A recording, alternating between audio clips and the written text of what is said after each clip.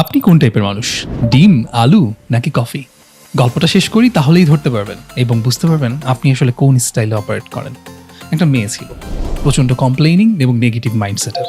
Continuously সব challenges নিয়ে, issues নিয়ে কথা বলতে থাকতো এবং কমপ্লেইন করতে থাকতো, এটা নেই, সেটা নেই, এটা হয়নি, সেটা হয়নি, এরকম। তার বাবা চিন্তা করলো ওকে আসলে একটু লেসন দেওয়া দরকার, প্র্যাকটিক্যাল লেসন।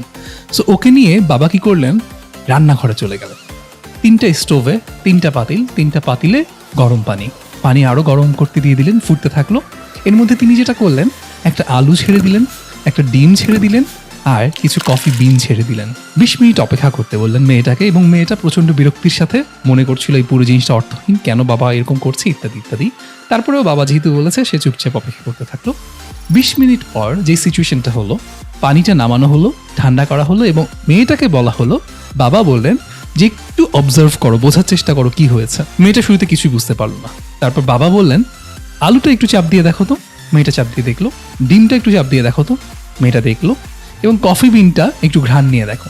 মেয়েটা দেখলো। বাবা বললেন, দেখো, আলুটা প্রথমে শক্ত ছিল, তারপর আমরা যখন গরম পানিতে দিয়ে দিলাম সেটা নরম হয়ে গেল।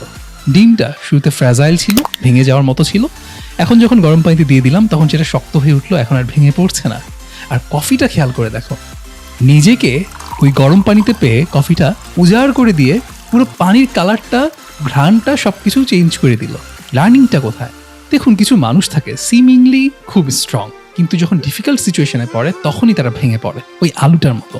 কিছু মানুষ থাকে আপাত দৃষ্টিতে খুব ফ্র্যাজাইল, খুব ভঙ্গুর, কিন্তু যখন ডিফিকাল্ট সিচুয়েশন আসে তারা তাদের আসল রূপ ফিরে পায়, তারা শক্তিশালী হয়ে ওঠে এবং ফাইট ব্যাক করে। আর কিছু মানুষ থাকে ওই কফি বিনের মতো, সিচুয়েশনকে আপন করে নেয়, যত ডিফিকাল্ট সিচুয়েশন হোক, যেই পরিস্থিতি হোক না কেন, সে সেটাতে অ্যাডাপ্ট করতে পারে এবং পুরো সিচুয়েশনকে নিজের ফেভারে নিয়ে আসার তার একটা আলাদা রকমের ক্যাপাসিটি আছে। সো আপনি অ্যাকচুয়ালি কার মতো? আলুর মতো, ডিমের মতো নাকি কফির মতো? যদি আলুর মতো হয়ে থাকেন, ডিম বা কফির মতো কিভাবে হতে পারেন? আর যদি কফির মতো হয়ে থাকেন, নিজের ক্যাপাসিটি, ফ্র্যাগ্রেন্স কিভাবে আরও বাড়াতে পারেন, সে ব্যাপারে চিন্তা করা যেতে পারে ইনশাল্লাহ।